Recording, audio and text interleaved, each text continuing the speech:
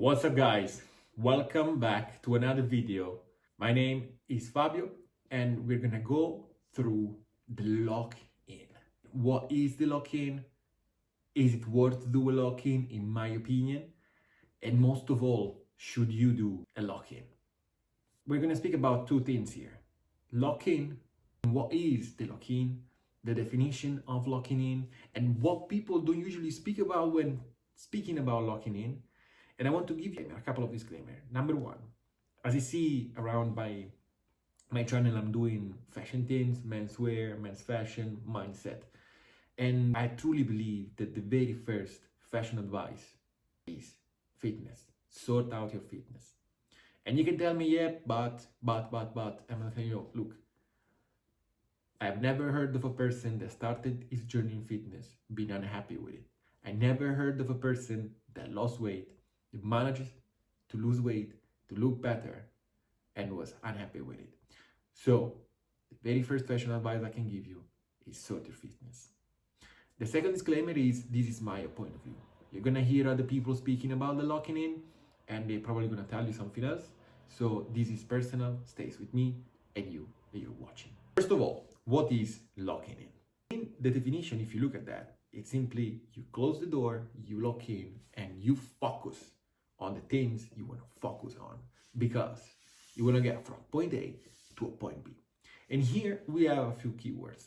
Focus, locking in. If you look at the old interviews of most of the successful people, someone are still alive, someone are not anymore, you're going to hear one simple thing in common.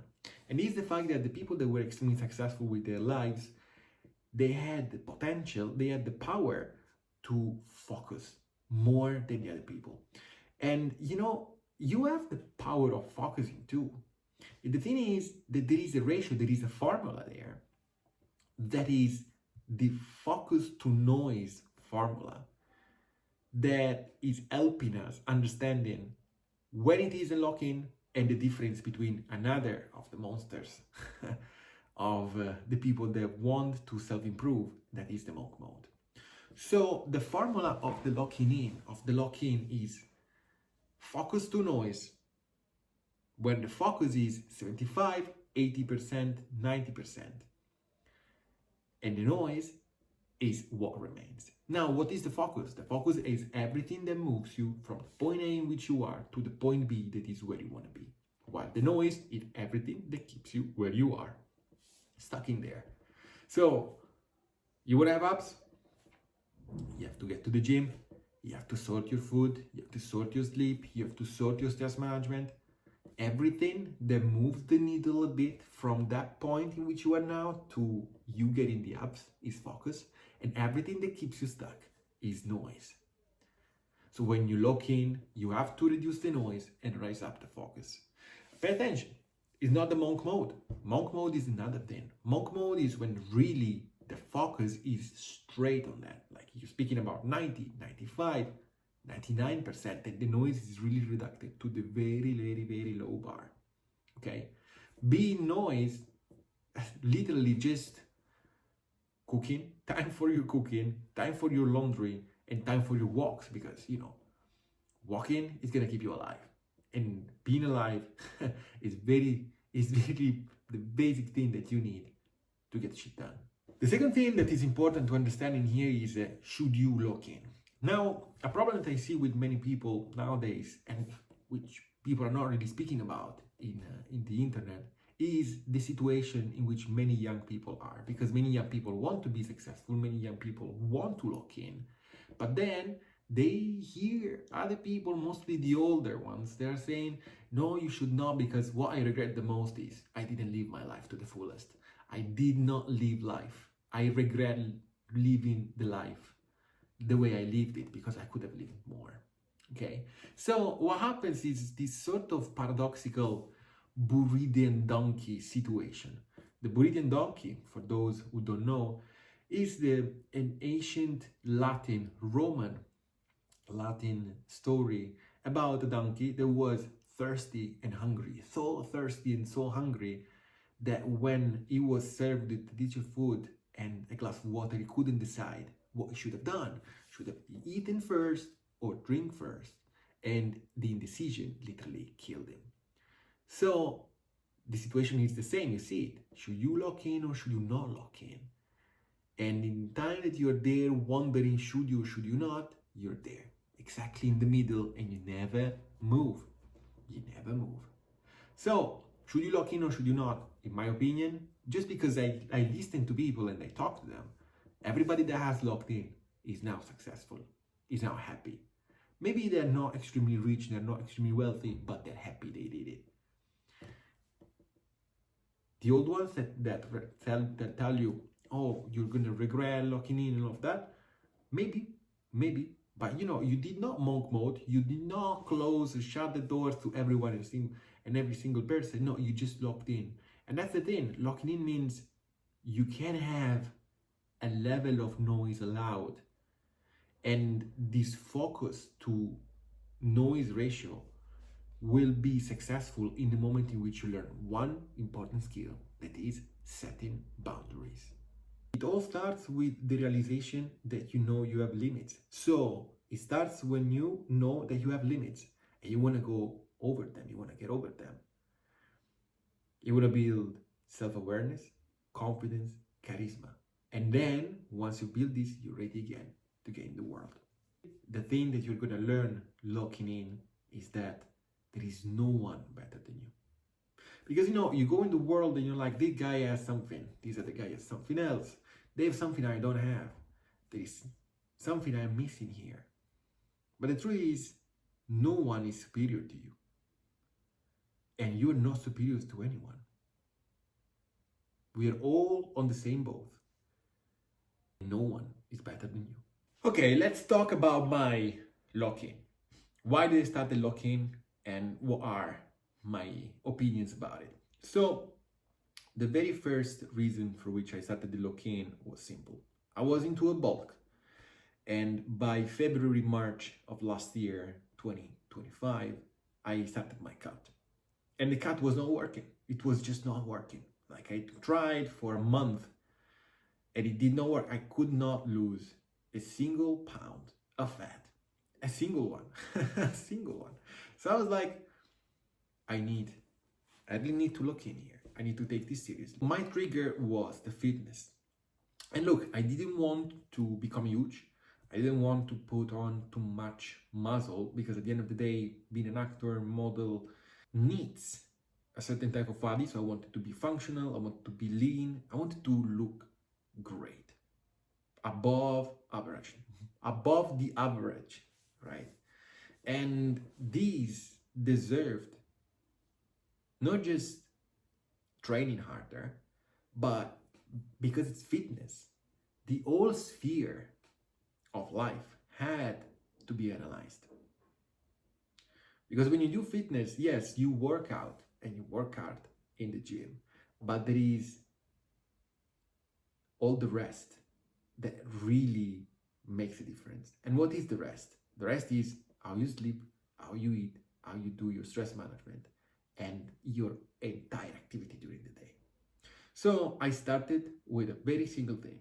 That was, of course, was the fitness, okay? I sorted the fitness with periodization and speaking to a personal trainer and all of this. But then I came back to what was I doing when I was not in the gym? If everything in the gym was correct, what was the issue? So I sorted my food. Not just the usual that we all know about, 2 grams, 2 grams of proteins per kilo.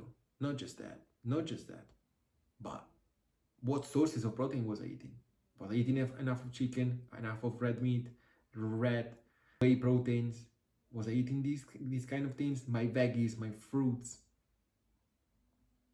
How many carbs was I eating? How much fat I was eating? I was trying to sort it. And you know what? It came out pretty natural that at the end of the day, I found out myself buying a lot of chicken, red meat, eggs, and then the rest was veggies, greens, and fruits.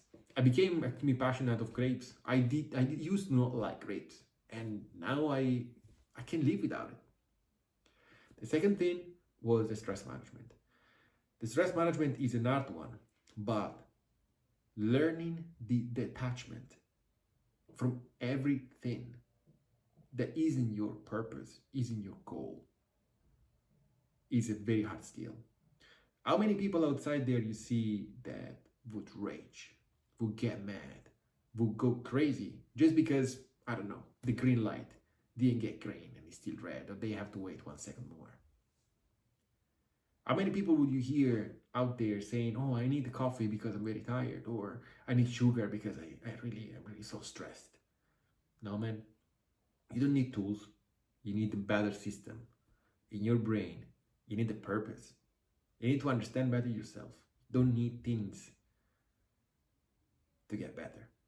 The stress management is detachment. Like, you detach from every outcome, because the only outcome you care about is getting from point A from point B, is moving the needle from point A from point B. And if you know that detachment is going to move you there, you're gonna detach. You're gonna learn how to detach, and nothing, not a single thing is going to touch you ever again. Not a single thing is gonna ever touch you again.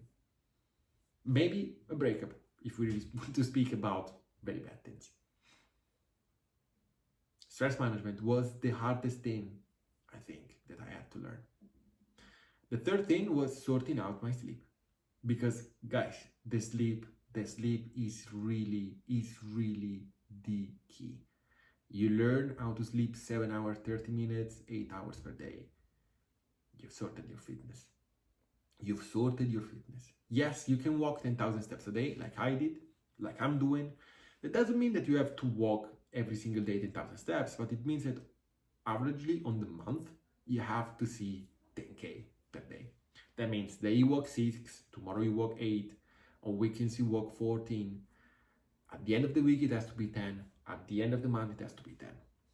Can be sharp, can be more, can be slightly less, like 9.9, but at least you need to know that you're doing your best. What have I learned from the lock-in? Well, I'm much more of a self-aware person. I'm more confident.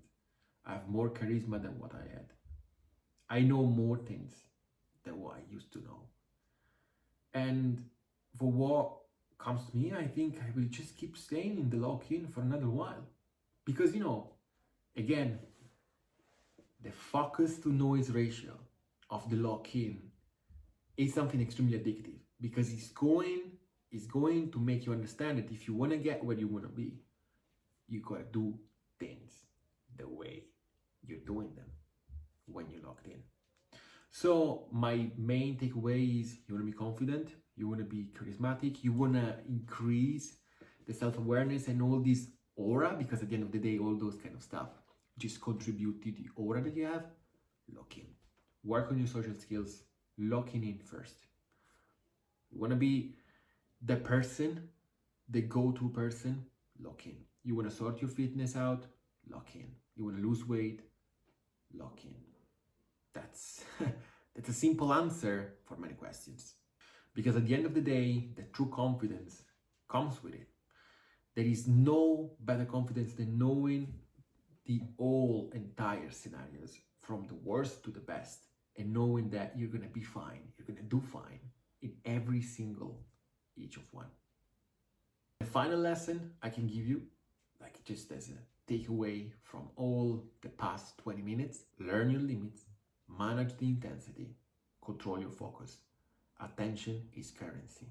If you like the video, subscribe, like, follow, whatever it is that you would enjoy doing. I will speak more of focus if that's the case. I will speak more of the lock-in. There are a couple of things that we went through just in a superficial way, and follow for more. Thank you for joining, and I'll see you in the next one.